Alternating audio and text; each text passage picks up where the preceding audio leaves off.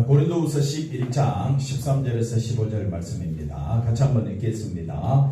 그런 사람들은 거짓 사도요 속이는 일꾼이니 자기를 그리스도의 사도로 가장하는 자들입니다. 그것은 이상한 일이 아니니라. 사단도 자기를 광명의 천사로 가장하나니 그러므로 사단의 일꾼들도 자기를 의의 일꾼으로 가장하는 것이 또한 대단한 일이 아니니라. 그들의 마지막은 그 행위대로 되리라. 아멘.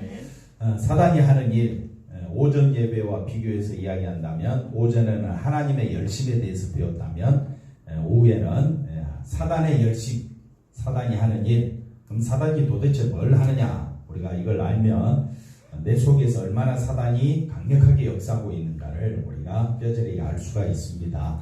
그래서 우리가 온 힘을 다하여 사단이 하는 일에, 사단의 열심에 빠지지 말고 오직 주의 은혜만 바라보는 믿음의 거장들이 되시기를 다시 한 번 더 주님의 이름으로 부탁드립니다. 자, 한번 볼까요? 우리가 진짜와 가짜를 분별하자. 그래서 13절 말씀 보니까 거짓 사도요 속이는 일꾼이요 그리스도의 사도로 가장하는 자들이니라. 누가? 그런 사람들 또는 자기를. 이 사람들은 도대체 뭘 하느냐? 이 사람들은 우리 교회 안에 있다. 이 사람들은 다 어디 있느냐? 고린도 교회 성도들이다. 이걸 아시고, 그래서 가짜가 우리가 생각하는 대로 가짜 모습만 드러내면 야 저거 뭐다? 가짜다 하고 분별은 쉽다. 그러나 가짜가 진짜로 가장한다면 우리가 못 알아본다면 그건 심각한 문제가 되는 겁니다. 그래서 사단도 자기를 뭘로 가장한다? 광명의 천사로 가장하게 되면 천사로 가장한 사단을 여러분이 봤어요. 천사일까요? 사단일까요? 네? 여기 사단도 자기를 뭘로 가장했다? 광명의 천사로 가장해서 나타나는 사단은 사단일까요? 진짜 천사일까요? 뭐 말이 헷갈려요. 누구예요? 진짜 사단이란 말이에요. 근데 모습은 뭘로 드러났다? 그것도 무슨 천사? 광명의 천사라면 대단한 천사 아닙니까? 그러니까 우리가 대단한 사람을 대단히 조심하자. 교회에서 어떤 사람? 대단한 사람이라고 여기는 목사를 대단히 조심하자. 왜? 누구를 드러내고 있으니까. 사단이라고 해서 그 사람이 사단처럼 생겼느냐? 절대 아닙니다. 사단의 하는 일을 누가 하고 있느냐? 대단한 사람이 실제로 하고 있다. 그래서 그 다음 볼까요? 4절 한번 읽어봅시다. 만일 누가 가서 우리가 전파하지 아니야 어떤 예수? 다른 예수를 전파하거나 너희가 받지 아니야 다른 영을 받게 하거나 혹은 너희가 받지 아니야 다른 복음을 받게 할 때는 너희가 뭐라고요? 그러니까 광명의 천사인지 사단인지 분별하기가 고린도 교회가 매우 어렵다는 거예요. 그러니까 이 말은 뭐냐? 우리 교회도 상당히 분별하기가 어렵다. 왜? 대단한 사람이. 대단한 사람이 조금 하나 실수하면 어떻습니까?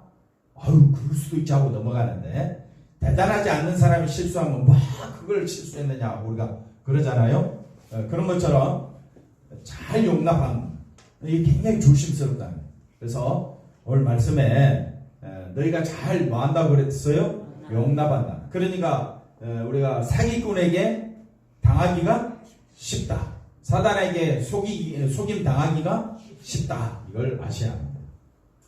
고린도 교회가 예수 성령 복음에 대해서 오해하고 있다. 그러니까 분별력이 없다. 분별하지 못하고 오해하게 되는 것을 알 수가 있는데 그 중심에는 누가 있다고요? 자기 자신이 있다. 왜? 신앙의 모든 것을 누구 중심으로 바라보니까 자기 자신을 중심으로 바라보게 되면 반드시 속임 당하기가 쉽다. 그러니까 신앙의 모든 것은 오늘 낮에도 말씀드린 것처럼 내가 열심됐습니까? 하나님이 열심됐습니까? 하나님이 열심됐잖아요. 그러면 우리는 신앙의 모든 중심에는 누가 있어야 되느냐? 하나님이 계셔야 된다. 하나님 중심으로 생각하고 하나님 중심으로 우리가 모든 일을 바라봐야 할 줄로 믿습니다. 근데 꼭 하나님보다는 누구를 내세우기 좋아한다고요? 자신을 중심으로 생각하니까 자기도 모르게 한번 따라합시다. 나도 모르게 사단의 역사로 빠질 수가 있다. 근데 그거 사단의 역사라고 생각합니까? 안 합니까? 안 하고 넘어간다 이 말이야. 그래서 문제다 이 말이야. 자, 뱀이 그 강제로 하와를 유혹한 것 같이, 자 보세요. 너희 마음이, 자 사단에 빠지게 되는데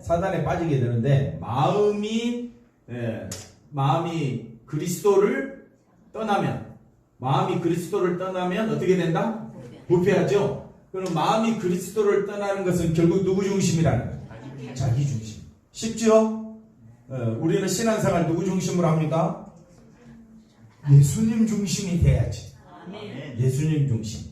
예수님은 자기를 비우고 십자가 지기까지 낮아지고 복종하시고 순종하신다. 그러니까 신앙은 철저히 누구를 본받아? 예수님을 본받아. 그 예수님은 진실함과 깨끗함으로 하나님만 바라보는 것처럼 우리 마음이 그리스도가 중심이 되지 아니하면 반드시 뭘 받는다? 미혹을 받는다. 미혹받는 것이 부패한 것이다. 부패에서 썩어진다는 것이 아니고 내 마음이 누구 중심? 자기 중심이 되는 것이 부패한 겁니다. 그게 죄라고요. 그 다음 봅시다. 바울이 말하는 사도의 사명. 그래서 사도, 거짓 사도인지 진짜 사도인지 우리가 분별해야 된다. 그래서 바울이 말하는 진짜 사도는 어떤 역할이냐? 내가 자기 열심이 아니라 누구 열심으로? 하나님의 열심으로 너희를 위하여 열심을 내노니 내가 너희를 정결한 처녀로 한 남편인 누구에게? 그리스도께 말하려고 드리려고. 그리스도께 드리려고. 저와 여러분이 다 누구에게로 가야 되느냐? 마음이 그리스도 중심이 되게 하려고. 뭐 한다고요? 중매한다. 중매쟁이가 양쪽에 있는 사람, 여자에게는 누구를 자랑하고 남자를 자랑하고, 남자에게는 여자를 자랑해. 중매쟁이가 남자한테 누구를 자랑해? 자기를 자랑하는 것이 문제다 이 말이에요. 그러면 목사나 성도나 다 누구 중심이 돼야 됩니까? 하나님, 예수님 중심이 되어 열심 내자. 교회 생활하는데 사람 눈치 보기 열심 낼 필요가 없습니다. 여러분이 정말 누구 중심이라면, 예수님 중심이라면 온전한 예배 드리기를 힘쓰게 될 줄로 믿습니다. 잘 드리는 우리들에게 더 열심 내라고 하나님은 우리에게 또 말씀해 주고 있어요. 중매자의 역할이 교회를 그리스도께 드리기 위해, 교회인 신부를 신랑인 그리스도에게 드리기 위해 중매하는 것이라면, 중매자는 신랑이신 그리스도를 증거하는 일에 최선을 다하고 열심 내면 그게 진짜 사도다. 그러면 거짓 사도는 누구를 드러내요? 그렇지요. 거짓 사도는 목사를 드러낸다. 목사가 진짜 목사라면 누구만 드러내야 된다? 예수님만 드러내자. 예수님만 드러내는 게 실력 없는 겁니까? 예수님만 드러내는 것이 세상이 볼 때는 마치 아무것도 아닌 것처럼 보여질지 몰라도, 누구나 다 그러지 않느냐라고 생각할지 몰라도 진짜 예수만 드러내는 것이 쉽지만은 않습니다. 왜? 마음이 미혹을 받지 않아야 돼. 근데 목사도 미혹 받는다고요. 어디에? 돈에. 어디에? 명예에. 목사도 어디에? 남자다 보니까 여자에 넘어가게 돼 있는 거예요. 그러니까 항상 목사를 시험 걸려면 어떻게 하느냐? 돈에, 명예에, 여자에 딱 걸면 넘어지게 돼 있는 거예요. 그래서 저와 여러분이 온 힘을 다해서 이게 아니라 어디에 힘써야 된다고요? 예수 중심으로 힘쓸 수 있도록 여러분이 저를 위해서 기도해 주시고, 저도 여러분들이 누구 중심으로 가도록? 예수님 중심으로 가도록 온 힘을 다하여 눈을 부릅뜨고, 눈을 한번 부릅뜨어 보십시오. 우리 장로님, 우리 권사님이 누구 중심 되도록? 예수님 중심 되도록. 그래서 쓸데없는 말이 나오면 예수 중심으로 갑시다. 그 한마디 해주는 게 얼마나 귀하고 놀라운 일인지 몰라요. 왜? 정신 번쩍 나거든요. 아니, 목사가 예수 중심이 돼야지 돈 중심이 되고 명예가 중심이 되고 또 여자만 밝히면 얼마나 그 모든 성도들이 다 사단의 관계에 넘어가게 되는 거예요. 그래서 중매자의 본문에서 벗어난 사람이 뭐라고요? 거짓 중매자요 이런 자들을 거짓 사도 속이는 일꾼이다. 그래서 처음에는 너무너무 열심히야. 근데 나중에 문제가 딱 생기고 보니까 다 속은 거야. 예. 처음에는 얼마나 사람이 대단한지 좋은지 몰라. 근데 나중에는 어떻게 해요? 이리저리 돈을 다 빌렸어. 그리고 교회를 떠나버렸네? 그 일로 인해 교회가 풍지박산나고. 무슨 말인지 이해가 되겠죠? 그러니까 진짜 일꾼, 진짜 목사는, 진짜 장로님, 진짜 권사님은 오직 누구 중심이 돼야 된다? 예수님 중심이 돼야 된다. 사단의 일꾼은 누구를 위해서? 사단을 위해서 열심히 일하는 자이다. 그래서 사단이 하는 일을 일반적으로 우리가 이렇게 이제 일반적으로 생각해요. 예수 믿지 못하도록 해방하고 잠자는 것도 누가 역사한다고요? 사단이. 뭐 잠자면 잠잘 수 있죠. 그걸 가지고 사단의 역사라고 하고 엉뚱하게 우리 그렇게 이야기할 때도 많습니다. 그러나 자 그다음 볼까요? 진짜 사단이 하는 일은 이렇게 이제 우리가 생각할 때도 있지만 그다음 볼까요? 자 사단이 하는 일을 우리가 이 마태복음 16장에서 베드로를 통해서 우리 한번 살펴봅시다. 자 볼까요? 자 이때로부터 예수 그리스도께서 자기가 예루살렘에 올라가 장로들과 대제사장들과 서기관들에게 많은 고난을 받고 죽임을 당하고 제3일에 살아나야 할 것을 제자들에게 비로소 나타내시니 22절 베드로가 예수를 뭐합니까? 붙들고 그 다음에 뭐합니까? 자 예수를 붙잡고 예를 들어서 멱살 잡고 예수님 그러시면 됩니까? 안 됩니까? 쥐고 흔드는 거예요. 항변한다는 말은 싸울 때 있죠. 어깨를 먼저 내밀고 고개를 쳐들고 당신이 잘못했느냐 내가 잘못했느냐 막 서로 싸우잖아요. 막 그런 모습처럼 주여 뭐하지 마옵소서 그리하지 마옵소서 이 일이 결코 죽게 미치지 아니하리이다. 예수께서 돌이키시며 베드로에게 이르시되 사단아 내 뒤로 물러가라. 너는 나를 넘어지게 하는 자로다. 내가 하나님의 일을 생각하지 아니하고 도리어 사람의 일을 생각하는도다. 그러니까 사단이 하는 일은 하나님의 일을 하는 것이 아니라 사람의 일을. 그럼 사람의 일이 뭡니까? 하나님의 일이 뭡니까? 그래서 21절에 하나님의 일은 뭡니까? 21절에 하나님의 일은 고난을 받고 죽임당하고 3일에 살아나야 할 것. 이것이 뭡니까? 하나님의 일이죠. 이 일을 위하여 누가? 예수님이 한 걸음 한 걸음 가고 있는데 이렇게 가면 예수님을 3년이나 따라다녔던 베드로는 예수님이 죽으면 어떻게 돼요? 모든 것이 허탕이 되고 물거품 되잖아요. 그러니까 22절에 사람의 생각이 나타나는 것이 누구의 일이다? 사단의 일이다. 그래서 여러분의 말 속에 또 제 말 속에 사람의 말이 반드시 나오게 돼 있어요. 그죠? 사람 중심으로 생각하고 말하기 때문에 그래서 우리는 말할 때 할 때마다 두렵고 떨림으로 말을 해야 됩니다. 누구 중심이 되도록? 예수님 중심이 되도록. 그래서 예수를 붙들고 이건 순전히 누구 생각입니까? 베드로 생각이지요. 그리하지 마옵소서. 이 일이 결코 죽게 얼마나 3년이나 따라다녔던 베드로 입장에서는 수제자로서 당연히 할 말 아닙니까? 할 말 한 거지요. 인간적으로 당연히 이렇게 해야 되겠죠. 한번 따라합시다. 인간적으로 아무리 맞는 말이라 할지라도 인간 중심이라면 누구의 일이 되어버린다고요? 사단의 일이 되어버린다. 네. 그래서 저와 여러분은 오늘 낮에도 말씀드린 것처럼 하나님의 열심은 예수님의 사랑이 강권적으로 역사하면 우리가 어떤 자임을 죽은 자임을 강력하게 끌고 간다 이 말입니다. 그러면 사람의 말이 나오는 것이 아니라 누구의 말이 나오느냐? 예수님의 말이 나오게 될 줄로 믿습니다. 죽어야 돼요? 살아야 돼요? 죽어야 되는 것이 진짜 귀한 일이라는 것을 여기서 알 수가 있습니다. 네, 그 다음 볼까요? 자, 베드로 입장에서는 크게 잘못됐다고 할 수 없죠. 당연히 할 말을 했는데 3년을 모시고 다녔던 스승이 고난을 받고 죽임당하는 것을 원하지 않는 것이다. 그 다음 볼까요? 설령 베드로의 말이 예수님의 고난의 길을 알지 못한 말이었다 해도 사단이라는 말을 들을 만큼 굉장히 잘못된 말이었을까요? 아니잖아요. 우리가 봤을 때는 지극히 합당한 말이잖아요.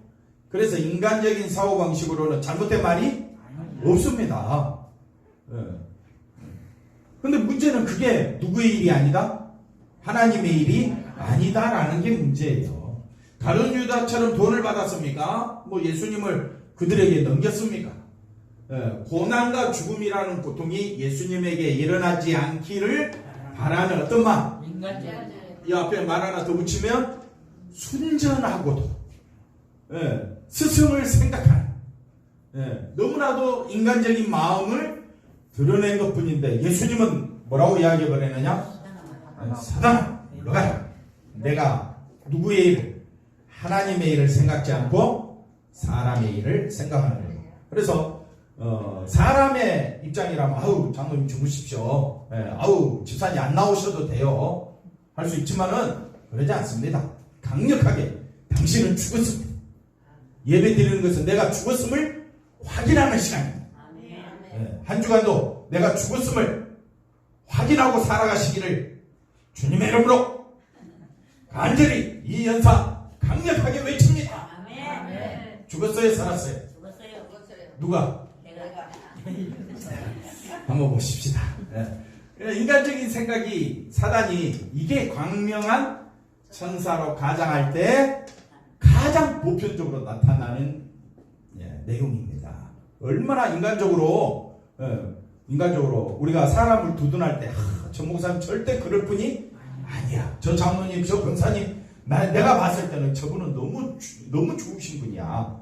이게 광명의 천사로 나타나는데 우리가 잘 용납하지. 잘 속아요. 저 사람 절대 그럴 분이 맞습니다. 죽어야 되는데 죽지 아니하면 누가 나타난다고요? 자기가 나타납니다. 사단이 나타납니다. 그래서 베드로의 말이 하나님의 일이 아닌 누구의 일을 생각한다? 사단의 일을 생각하는 것이고 예수님은 그것을 베드로 자체를 보는 것이 아니라 베드로가 예수님의 일을 방해하고 있기 때문에 사단의 말로 이 말이 조금 문장이 좀 잘못됐죠? 예수님은 그것을 사단으로 말씀하셨다. 맞나요? 하여튼 거짓 사도, 속이는 일꾼, 사단의 일꾼이라는 용어들은 사람의 일과 하나님의 일이 아니라 누구의 일? 사람의 일과 연결되어 있다.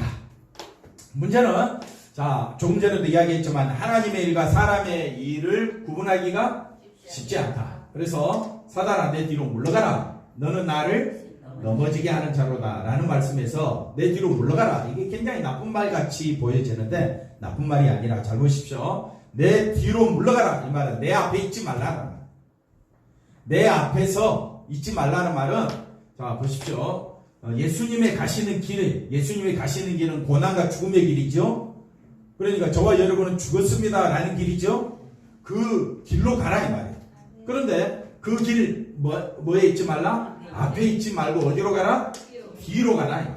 이게 무슨 말이냐면 넘어지게 한다는 말은 장애물 함정이다. 장애물이 있기 때문에 함정이 있기 때문에 우리가 넘어지죠. 그러니까 예수님이 가시는 길에 고난과 죽음이 없기를 바라는 그 생각이 곧 뭐라고 합니까? 함정이요 장애물이요 이것이 사단의 생각, 사단의 일이라는 것이다.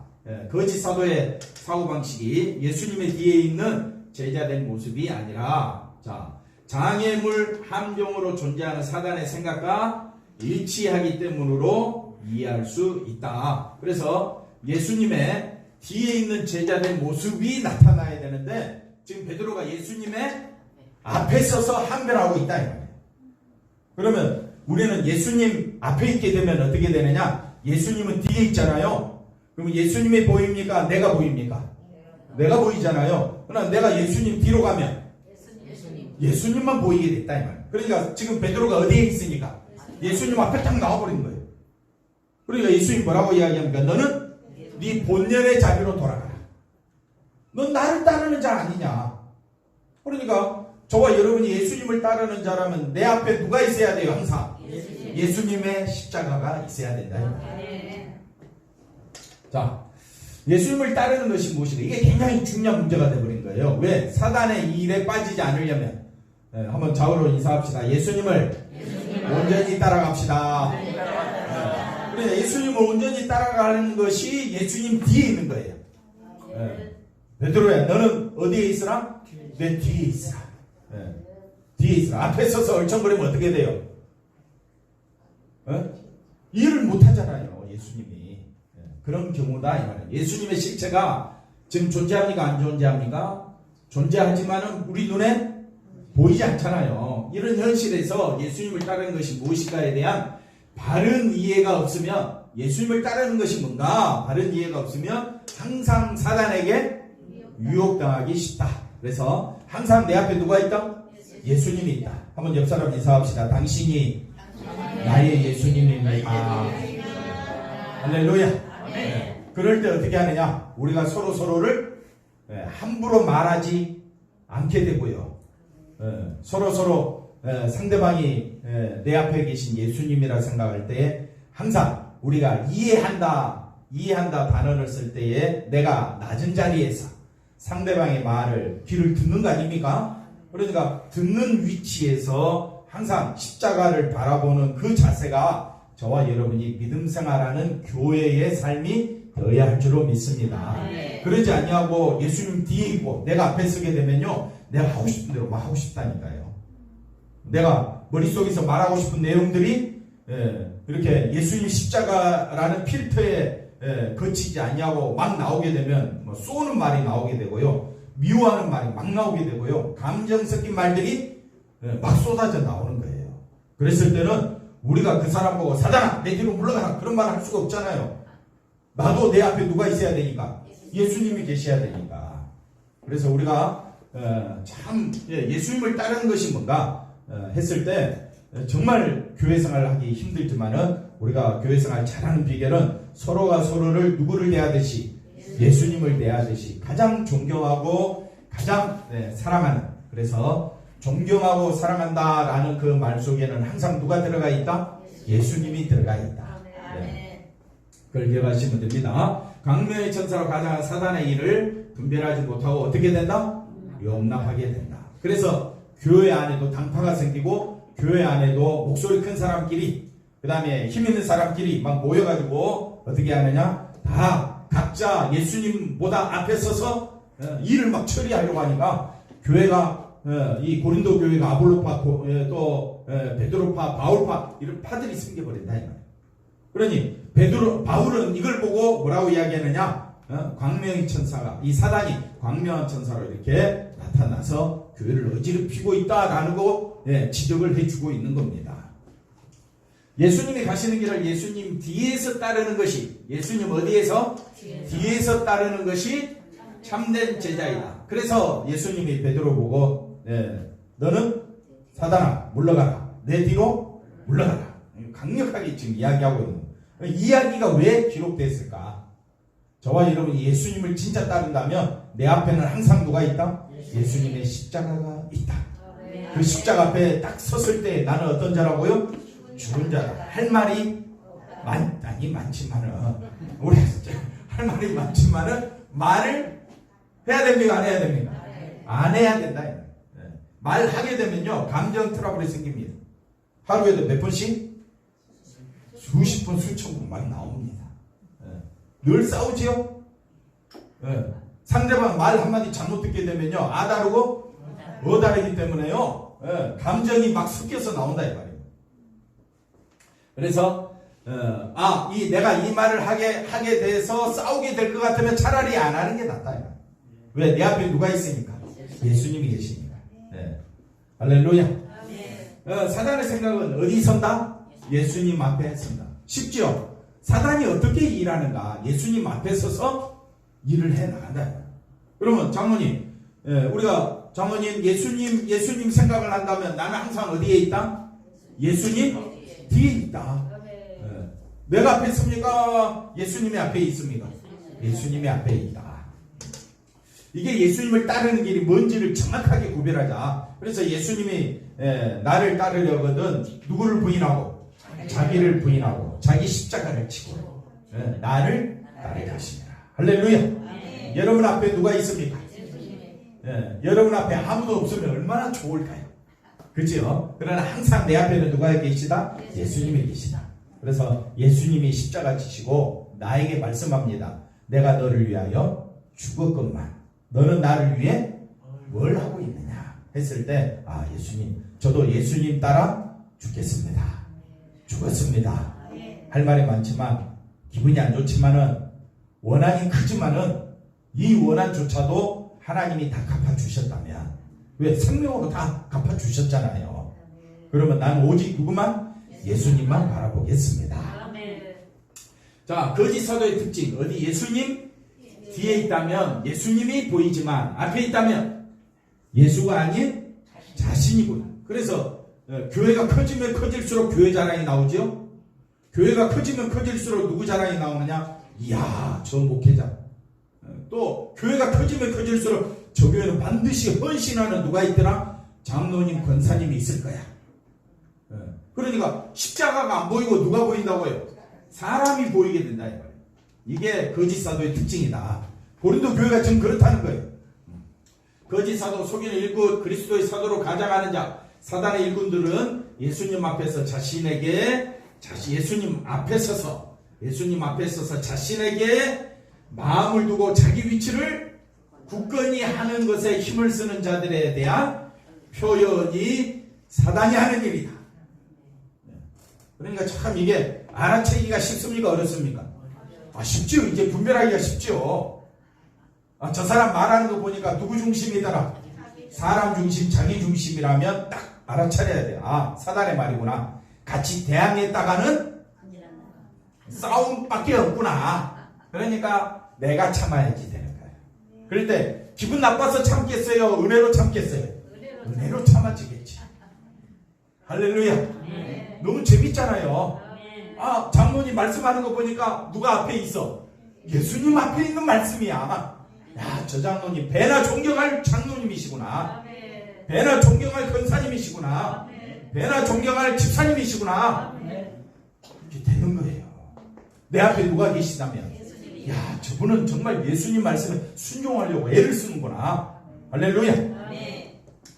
바울을 사도로서, 바울은 추천서가 없었어요. 또 말이 좀 부족하다고 표현되어 있는데 얼마나 부족한지 잘 모르지만은 언변이 부족하고 뭐 이런 거, 이렇게 바울을 비난하는 것도, 사람을 판단하는 것은 내가 죽었기 때문입니까? 살았기 때문입니까?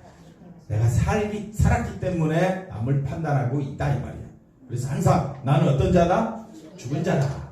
그래서 자기 위치를 굳건히 하고자 하는 자들의 의도로 해석해 볼 수 있습니다. 오늘날 목사의 관심이 어디에 목표를 두면, 목회 성공과 목표에 두면 결국 자랑할 만한 예배당과 많은 수의 교인에게 초점이 간다.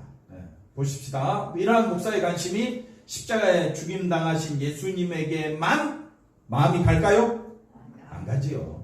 자신의 목회가 예수님의 고난과 죽음으로만 채워지는 것을 거부할 것이다. 이 저하고는 상당히 안 맞는 말씀이에요. 무슨 말인지 이해가 되겠습니까? 사람은 다 똑같다는 것을 아셔야 돼요. 그래서 어느 목사님은 더 좋고 어느 목사님은 더 나쁘고 이게 아니라 모든 사람의 마음은 아까 말씀드린 것처럼 그런 욕망에 사로잡혀 있다. 목사뿐이겠습니까? 모든 사람들은 어디에 욕망에 사로잡혀 있느냐? 세상 욕망에 다 사로잡혀 있습니다. 그런데 계속해서 우리가 예수님만 이야기한다는 그 자체가 너무 힘들기 때문에 그걸 고난이라고 한다. 예수님을 따르는 신자로서 자기 확인이 아니라 목회를 성공한 목사로서 자신을 확인하고 싶어 하기 때문이다. 그래서 예수님을 따르는, 나는 예수님만 바라보는 신자다. 이걸 늘 확인해야 돼. 내 앞에는 항상 누가 있다? 예수님. 그래서 장로님 뵐 때마다, 아, 장로님은 나의 예수님입니다. 권사님 뵐 때마다 나는 나의 예수님입니다. 이런 시각을, 항상 내 앞에 누가 계시나? 예수님이 계시다. 이걸 자기 확인, 이 자기 확인이 필요하다. 그랬을 때 나는 죽은 자임을 알고, 그 죽은 자임을 깨닫고 거기서 벗어나지 않는 말을 할 수 있는 것이 우리가 해야 될 사명이다. 자, 자신을 좋은 목사로 나타내고 싶어 하지만 바울은 이 모든 것을 뭘로 여겨버리느냐? 거짓된 것으로 말한다는 것을 생각해야 된다.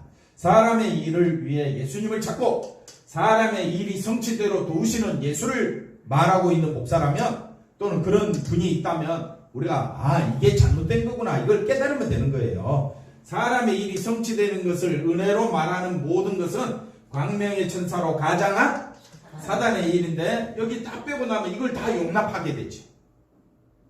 다 우리가 교회 와서 찬송하고 기도하고 예배 드리는 것은 누가 잘 되려고? 내가 잘 돼요. 그런데 오늘 낮에 설교 들어보니까 다 나는 어떤 자라고요? 죽은 자라고 강력하게 누가 나를 끌고 간다고요? 하나님의 열심이 그리스도의 사랑이 저와 여러분을 죽은 자의 힘을 계속해서 강조하고 있다. 그러니까 성경에서 벗어나지 말자. 이해가 되시겠죠? 그 다음 볼까요? 예수님 앞에서 우리의 일을 바라본다면 은혜는 수시로 바뀐다. 예수님 앞에 서서 내가 예수님보다 앞에 서면 내가 잘 되는 것이 다 은혜야. 사람의 일이 다 뭐가 된다고요? 은혜가. 자식 잘 돼도 은혜. 잘못되면 은혜 아니고 돈이 들어와야 은혜가 안 들어오면 은혜 아니고 이런 식으로 은혜가 수시로 바뀐다. 그러나 우리가 예수님 뒤에서 예수님을 바라보게 되면 하나님의 은혜는 십자가밖에 없습니다. 나의 일과는 아무 관계없다. 오직 뭐밖에 없더라? 십자가밖에 없더라. 십자가가 나의 은혜입니다. 나의 전부가 되어야 합니다. 듣기 좋지요? 소위 목회가 실패하고 교회가 문을 닫는다고 해도 나 자신은 여전히 하나님의 주관을 받으며 십자가 은혜 아래 있게 된다면 어떤 일이든지 우리는 주님의 십자가만 높이면 되는 거예요. 그 일을 위하여 저와 여러분은 부르심받은 존재입니다. 그래서 우리는 항상 예수님 뒤에 있게 되면 내가 신앙생활을 잘할 때도 못할 때도 하나님은 은혜를 주시고 은혜로 살아왔음을 우리가 깨닫게 됩니다. 자, 이까지만 볼게요. 이런 점에서 예수를 따른다는 것은 우리가 예수님을 위해서 어떤 일을 하는 것이 아니라 예수님의 뒤에 서서 자, 보십시오. 항상 나는 예수를 부인하고 있구나. 이걸 깨달아야 됩니다. 자기 위치가 더 중요하구나. 예수님 가신 길보다 나의 길에 마음을 쓰고 있는 내 자신을 바라보게 됩니다. 그래서 정말 예수님을 따른다면 항상 나는 어디에 서자? 예수님 뒤에 서자. 예수님 앞에 서면 누구의 역사다? 사단의 역사다. 나는 항상 어디에 서야 된다? 예수님 뒤에 서자. 그럼 우리가 잘 분별하고 또 잘 깨달아서 항상 누구 중심으로? 예수 중심으로. 그래서 왜 우리가 예수 중심으로 가야 되느냐? 그러면 예수님 중심으로 따라가려면 항상 나는 어떤 자다? 죽은 자다. 잊지 말고 우리가 한 주간도 감사하며 아멘하며 살아가시기를 바랍니다. 기도하겠습니다. 하나님 감사합니다. 오직 예수님 중심으로 한 걸음 한 걸음 살아갈 수 있는 저희들 되어지도록 인도해 주시옵소서. 감사하고 예수님의 이름으로 기도하옵나이다. 아멘.